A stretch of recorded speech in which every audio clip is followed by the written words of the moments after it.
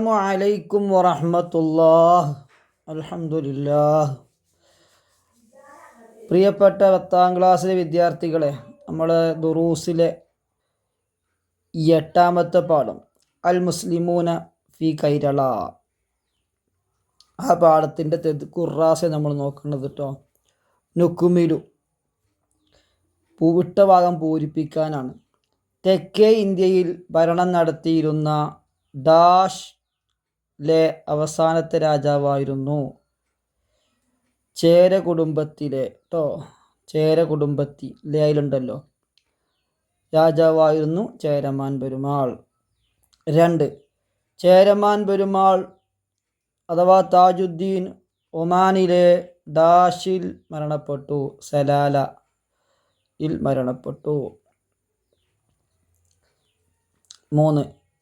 ഇന്ത്യയിൽ ഇസ്ലാം എത്തിയ ആദ്യ പ്രദേശം ഡാഷ് ആണ്, കേരളം ആണ്. 4.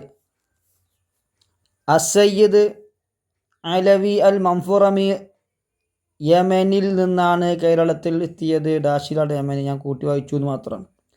5. മുഹീദ്ദീമാല ഡാഷ് സാഹിത്യത്തിൽ പ്രമുഖ കൃതിയാണ്, അറബി മലയാള സാഹിത്യത്തിൽ.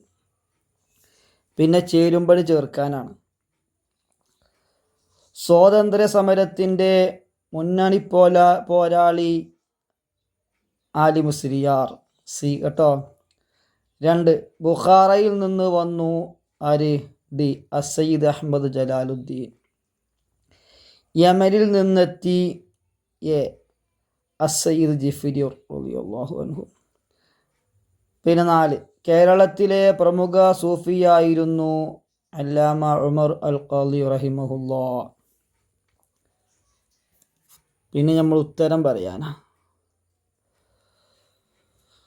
നുജീബു, ഉത്തരം പറയാം.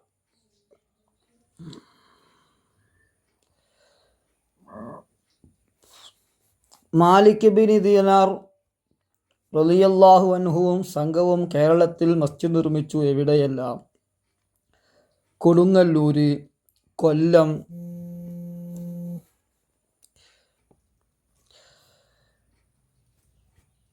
ഏഴിമല, ശ്രീകണ്ഠാപുരം, ധർമ്മടം, പന്തലായിനി, ബതുക്കൽ, കാസർഗോഡ്, മംഗലാപുരം.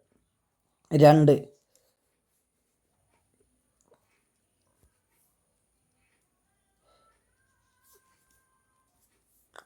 കേരളത്തിലെ ഇസ്ലാമിക പ്രചാരണത്തിനും മുസ്ലിം നവോത്ഥാനത്തിനും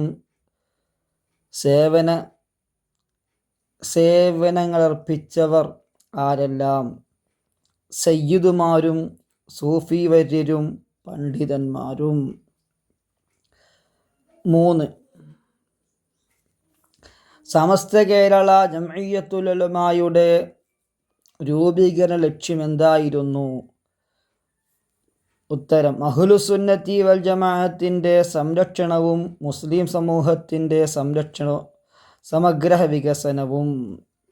ഇനി തഖ്സീസാണ്. തഖ്സീസ് എന്താ പറയുന്നത്? കുറിപ്പ് തയ്യാറാക്കാനാണ്. ചേരമാൻ പെരുമാളിൻ്റെ ഇസ്ലാം ആശ്ലേഷം എന്ന വിഷയത്തിൽ കുറിപ്പ് തയ്യാറാക്കാനാണ്.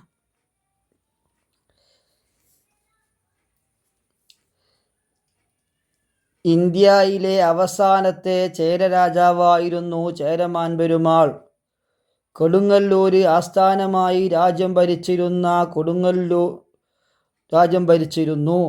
കൊടുങ്ങല്ലൂരെത്തിയ ഒരു സംഘം അറബികളിൽ നിന്നും പ്രവാചക നിയോഗത്തെക്കുറിച്ച് മനസ്സിലാക്കി അദ്ദേഹം മക്കയിലേക്ക് യാത്ര ചെയ്യുകയും നബി സ്വല്ലല്ലാഹു അലൈഹി വസല്ലമയെ കണ്ടു ഇസ്ലാം സ്വീകരിക്കുകയും ചെയ്തു.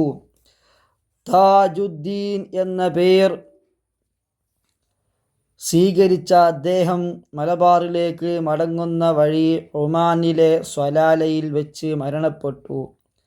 അദ്ദേഹത്തിൻ്റെ ഖബർ അവിടെ സ്ഥിതി ചെയ്യുന്നു. അതാണ് ഇപ്പോൾ ഒരു കുറിപ്പ്. ഇനി 2ാമത്തെ കുറിപ്പ് ഇസ്ലാം കേരളത്തിൽ എന്ന വിഷയത്തെക്കുറിച്ചാണ്. ഇസ്ലാം കേരളത്തിൽ പ്രയാസമുണ്ട്, ചെറിയ ഇത്തം വായിക്കാനേ.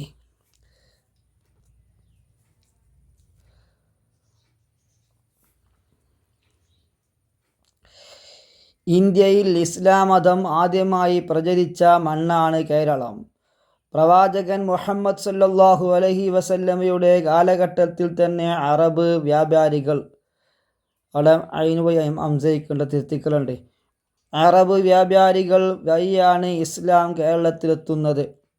കൊടുങ്ങല്ലൂരിലെ ചേരമാൻ പെരുമാളിൻ്റെ മക്ക യാത്രയും തുടർന്ന് മലബാറിലെത്തിയ മാലിക് ദീനാറും സംഘവും സ്ഥാപിച്ച പള്ളികളുമാണ് ഈ ചരിത്രത്തിലെ പ്രധാന വഴിത്തിരിവുകൾ. സാമൂഹിക നീതി, തുല്യത, വ്യാപാര ബന്ധങ്ങൾ എന്നിവയിലൂടെ അതിവേഗം ഇസ്ലാം ഇവിടെ സ്വീകരിക്കപ്പെട്ടിട്ടു. കേരളീയ സംസ്കാരവുമായും മലയാള ഭാഷയുമായും ഇസ്ലാം അവിഭാജനമോദ്യം അലിഞ്ഞുചേരുകയും അറബി മലയാളം എന്ന പുതിയൊരു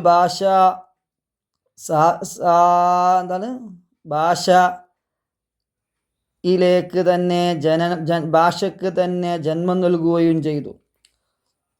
സ്വാർത്ഥരായ സംസ്കരണത്തിലൂടെയും പവിത്രമായ മതസൗഹാർദ്ദത്തിലൂടെയും ലോകത്തിന് മാതൃകയായ ഒന്നാണ് കേരളത്തിലെ ഇസ്ലാമിൻ്റെ ചരിത്രം.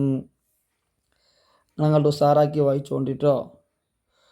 പിന്നെ അടുത്തത് ഇനി എന്താണ്, വേറൊന്ന് എഴുതാനുള്ള എന്താണ്, പാശ്ചാത്യ അധിനിവേശവും കേരള മുസ്ലിങ്ങളും എന്ന വിഷയത്തിൽ ഒരു കുറിപ്പ് തയ്യാറാക്കാനാണ്.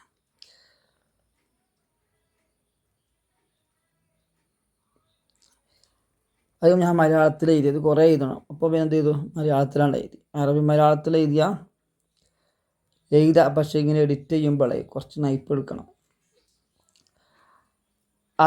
അധിനിവേശത്തിനെതിരായ പ്രതിരോധത്തിൻ്റെ ഉജ്ജ്വല അധ്യായമാണ് വിദേശികളുടെ ചൂഷണത്തിനും അടിച്ചമർത്തലുകൾക്കുമെതിരെ പോരാടാൻ മുസ്ലിങ്ങളെ ആത്മീയമായും സാമൂഹികമായും സജ്ജരാക്കുന്നതിൽ സൈനുദ്ദീൻ മഖ്ദൂം രണ്ടാമനെ പോലെയുള്ള പണ്ഡിതന്മാർ പ്രധാന പങ്ക് വഹിച്ചു. അദ്ദേഹം രചിച്ച തുഹ്ഫത്തുൽ മുജാഹിദീൻ എന്ന ഗ്രന്ഥം അധിനിവേശ വിരുദ്ധ പോരാട്ടങ്ങൾക്കുള്ള ആദ്യകാല ആഹ്വാനമായിരുന്നു.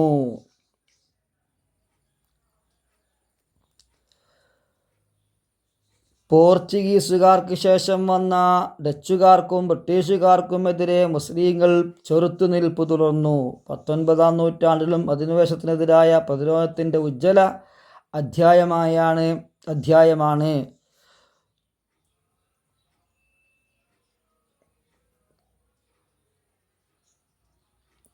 വിദേശികളുടെ ചൂഷണത്തിനും അടിച്ചമർത്തലുകൾക്കുമെതിരെ പോരാടാൻ മുസ്ലിങ്ങളെ ആത്മീയമായും സാമൂഹികമായും സജ്ജരാക്കുന്നതിൽ സൈനുദ്ദീൻ മഖ്ദൂം രണ്ടാമനെ പോലെയുള്ള പണ്ഡിതന്മാർ പ്രധാന പങ്ക് വഹിച്ചു.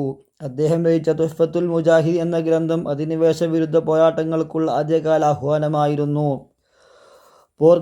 പോർച്ചുഗീസുകാർക്ക് ശേഷം വന്ന ഡച്ചുകാർക്കും ബ്രിട്ടീഷുകാർക്കും എതിരെ മുസ്ലിങ്ങൾ ചെറുത്തുനിൽപ്പ് തുടർന്നു.